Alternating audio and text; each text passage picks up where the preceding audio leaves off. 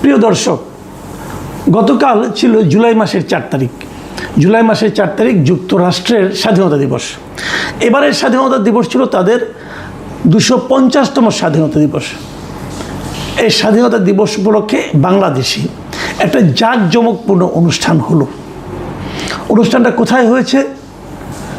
বাংলাদেশের যে জাতীয় সংসদ ভবন শেরেবাংলা নগরে, তার দক্ষিণ প্লাজায়, জাতীয় সংসদ ভবনের দক্ষিণ প্লাজায় আমার জীবনে আমি কোনোদিন দেখিনি যে অন্য একটা দেশের স্বাধীনতা দিবস উদযাপিত হয়।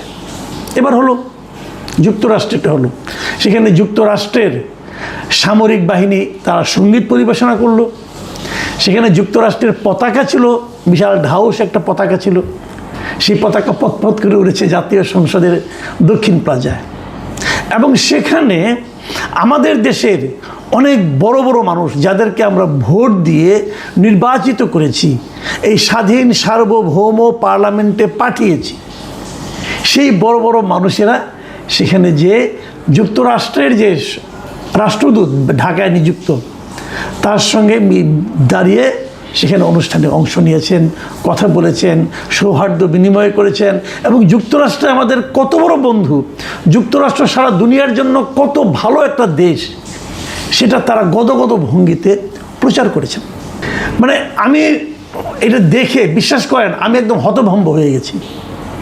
কখনো দেখেছেন আপনারা যে আমাদের জাতীয় সংসদের দক্ষিণ প্লাজায় এখানে অন্য কোনো দেশের একটা অনুষ্ঠান এভাবে হয়েছে?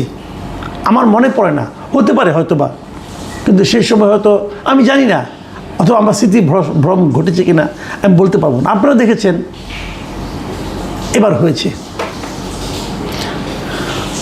আপনারা যদি যুক্তরাষ্ট্রের সঙ্গে বাংলাদেশের সম্পর্কটা ভাবেন, আমরা অনেক দেশের সঙ্গে আমাদের সম্পর্কের কথা ভাবি, বলি কোন দেশ আমাদের কত বড় বন্ধু, আমরা এগুলো বলি।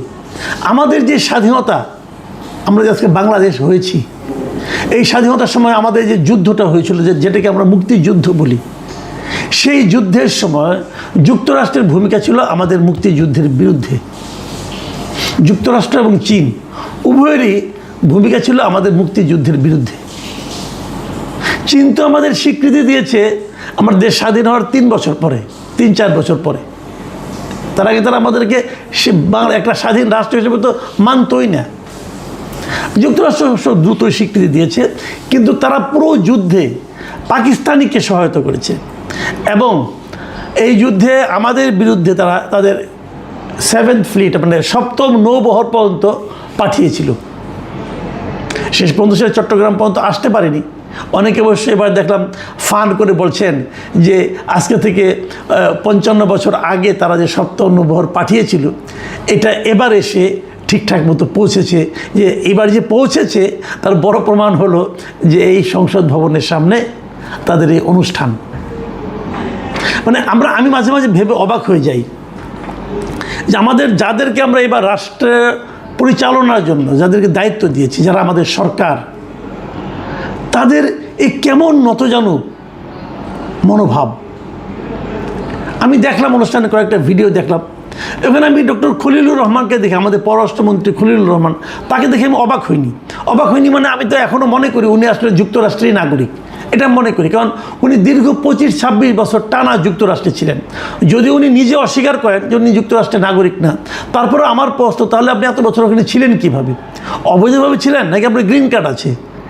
তাহলে আপনার গ্রিন কার্ড আছে, কীভাবে ছিলেন?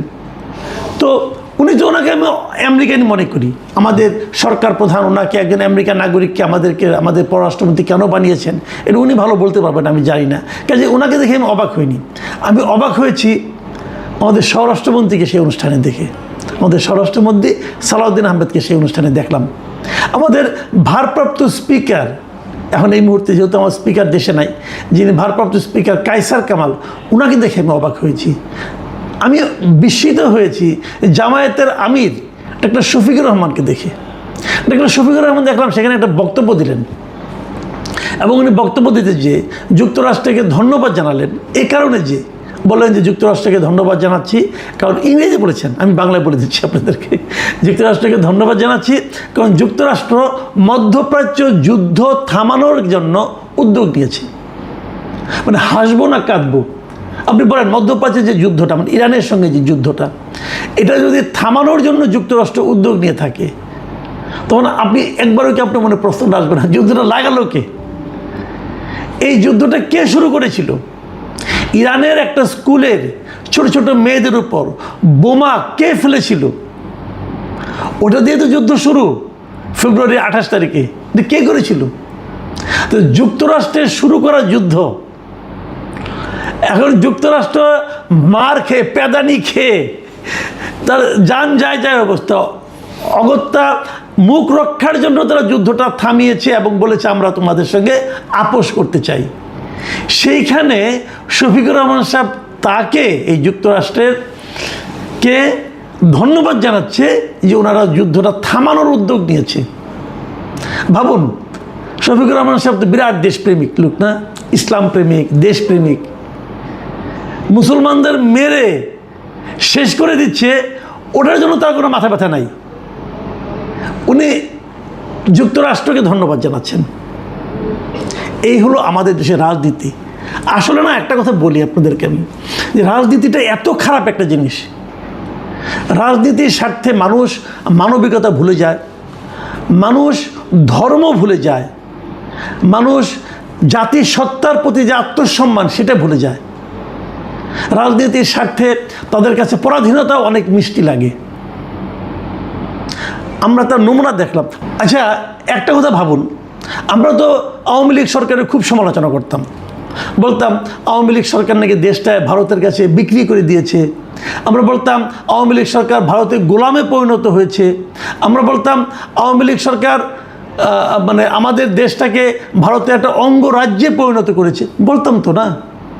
তো এই যে আমরা বলতাম, বলার পরেও কখনো কি ভারত তাদের স্বাধীনতা দিবস অথবা অন্য কোনো জাতীয় দিবস আমাদের এই জাতীয় সংসদ প্রাঙ্গণে করার সাহস পেয়েছে অথবা আমরা করতে দিয়েছি?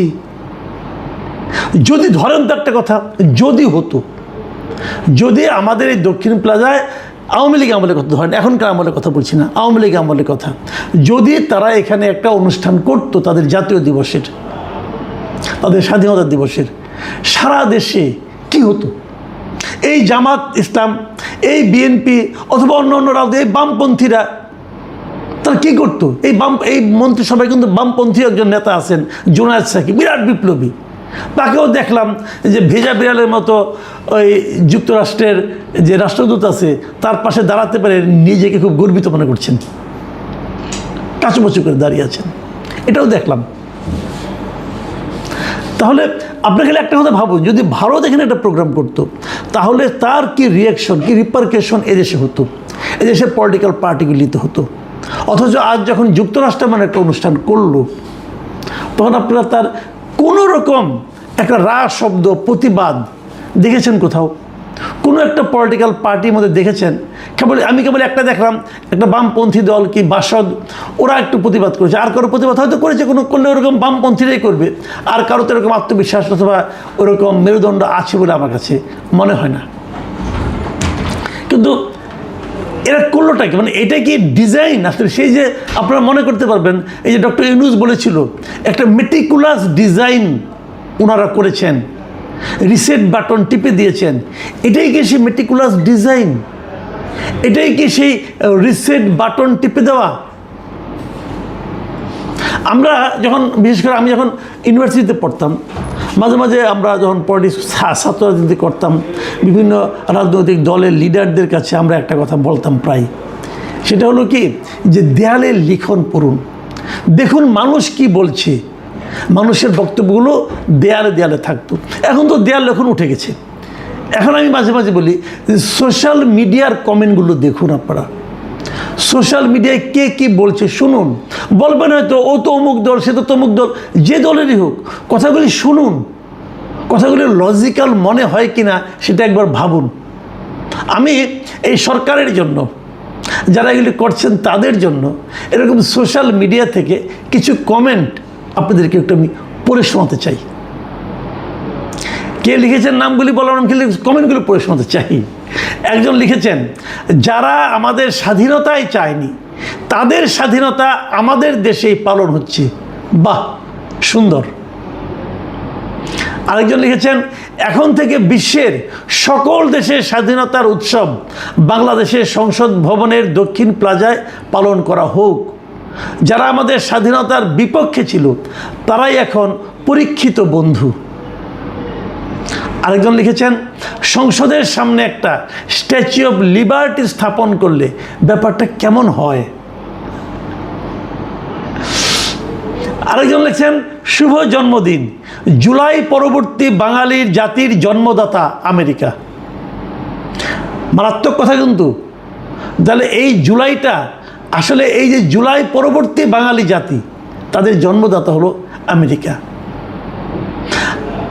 আরেকজন লিখেছেন, গোলামি না আজাদি, এখন আমেরিকার পাচাটি। খুব বলা হতো কিন্তু, খুব বলতে শুনতাম এই দলগুলিকে, এই জামাত ইসলাম বলতে শুনতাম গোলামি না আজাদি, আজাদি আজাদি। এখন আজাদি, এটা আজাদি, এটা আজাদি। আমাদের জাতীয় সংসদের সামনে আমেরিকানরা তাদের স্বাধীনতা দিবস পালন করে, আমেরিকান ফ্ল্যাগকে পাশে রেখে আপনার নেতা বলতেছে যে আমেরিকাকে ধন্যবাদ, কারণ তারা মধ্যপ্রাচ্যে যুদ্ধবন্ধের উদ্যোগ নিয়েছে। এটা আজাদি? কাজে যিনি লিখেছেন যে গোলামি না আজাদি, এখন আমেরিকার পাঁচাটি, এর চেয়ে নির্মম বক্তব্য আপনাদের জন্য আর কিছু থাকতে পারে না। বাট সমস্যা হলো কি, আমি জানি এটা আপনাদের গায়ে লাগবে না। গায়ে লাগবে না এই কারণে যে আপনাদের সিদ্ধান্ত নিয়ে মাঠে নেমেছেন। আপনারা পা চাটার, গোলামি করার সিদ্ধান্ত নিয়ে যখন কেউ নামে, তখন তাকে কিন্তু গায়ে লাগানোর মতো কিছু বলা যায় না। আপনি যাই বলবেন সে হে হে করে হাসবে, তার তো গায়ে লাগবে না। আমি ভাবতে পারি না যে আমরা জাতি হিসেবে কোন দিকে যাচ্ছি, আমি আসলেই ভাবতে পারি না। আমি একটা স্বাধীন সার্বভৌম রাষ্ট্রের একজন নাগরিক হিসাবে সত্যি কথা বলতে কি আমি অপমানিত বোধ করছি।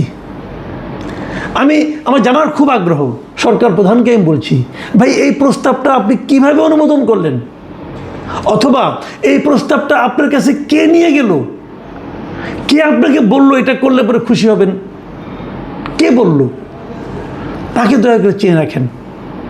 সে আপনার মিত্র নয়, সে আপনাকে ভাজুং বুঝায় এই কাজটা করছে। সে আসলে আমেরিকার পারপাস সার্ভ করছে, এবং সে আসলে আমেরিকার চর, যুক্তরাষ্ট্রের চর হিসেবে সে এখানে কাজ করছে, এবং এর মাধ্যমে সে যুক্তরাষ্ট্রের যে পারপাসটা সেটাই সার্ভ করবে। এখানে লাভ হবে মাত্র একজনের, সে লোকটাকে এখানে যে যুক্তরাষ্ট্রের যে অ্যাম্বাসেডার আছেন এই দেশে, মিস্টার ব্রেন ক্রিস্টেনসন, তার লাভ হবে, আর কারো লাভ হবে না। সে ট্রাম্পকে বলতে পারবে, দেখো এই দালালগুলিকে আমি কোথায় না নামাইছি, আমার পায়ের কাছে না বসাই দিছি। এ বলবে। আমাদের দেশে যুক্তরাষ্ট্রের রাষ্ট্রদূত এর আগে প্রধানমন্ত্রী দেখা পাইতো না। অনেক মন্ত্রীকে বলতে শুনতাম, ওর সঙ্গে কী দেখা করবো, সে তো একজন জয়েন্ট সেক্রেটারি লেভেলের অফিসার। আর এই জয়েন্ট সেক্রেটারি লেভেলের অফিসারের কাছে এখন আমাদের এই অবস্থা। আমরা দেশ ছোট হতে পারি, কিন্তু আমাদেরকে আত্মসম্মান থাকবে না। আমি আরেকটা কথা বলি, রাজনীতির কথা বলি না, এখন একটু ভূ রাজনীতির কথা বলি। আমাদের প্রধানমন্ত্রী কদিন আগে চীন সফরে গেলেন। চীন সফরে চীনের সঙ্গে অনেকগুলো বিষয় নিয়ে আলাপ আলোচনা করেছেন। আমরাও ভেবেছি এটা একটা মাস্টার স্ট্রোক ছিল, কারণ ভারতের সঙ্গে চীনের সঙ্গে ওই যে কূটনৈতিক যে বোঝাপড়াটা, যে দেন দরবারটা, এটা খুব সুন্দরভাবে আমাদের সরকার প্রধান করতে পেরেছেন বলে আমি ভেবেছিলাম। যে কাজটা এখানে দক্ষিণ প্লাজায় হলো, এরপর কি চীনের সঙ্গে আপনি সেই সম্পর্কটা বজায় রাখতে পারবেন? চীন কি এটাকে ভালোভাবে নেবে? একদম অপ্রয়োজনীয় একটা ঘটনা দিয়ে আপনারা কিন্তু আপনার এতদিনের যে কূটনৈতিক যে অর্জনটা সেটাকে নষ্ট করে দিয়েছেন। আমি সরকার প্রধানকে অনুরোধ করব, একটু ঠান্ডা মাথায় চিন্তা করেন এবং ভাবেন কে আপনাকে বুঝিয়েছিল যে এই কাজটা হলে খুব ভালো হবে। তাদের ব্যাপারে সতর্ক হন, নাহলে কিন্তু আরও বড় বিপদ আমাদের জন্য অপেক্ষা করছে। আত্মসম্মান তো গেছে, সারা দুনিয়ার লোক তো দেখবে। ভারত এরকম হবে? ভারতের জাতীয় সংসদের সামনে যুক্তরাষ্ট্র যে ধরনের অনুষ্ঠান করতে পারবে? পৃথিবীর কোনো দেশে পারবে না, কেবল বাংলাদেশেই সম্ভব। কারণ এদেশে প্রচুর লোক বাস করে, যারা এখানে বাস করে কিন্তু অন্য দেশের গুণগান গায়, যারা অন্য দেশের নাগরিক কিন্তু এদেশের দায়িত্ব নিয়ে বসে আছে, তারাই আমাদেরকে ডুবাবে। প্রিয় দর্শক, এখন এ পর্যন্তই।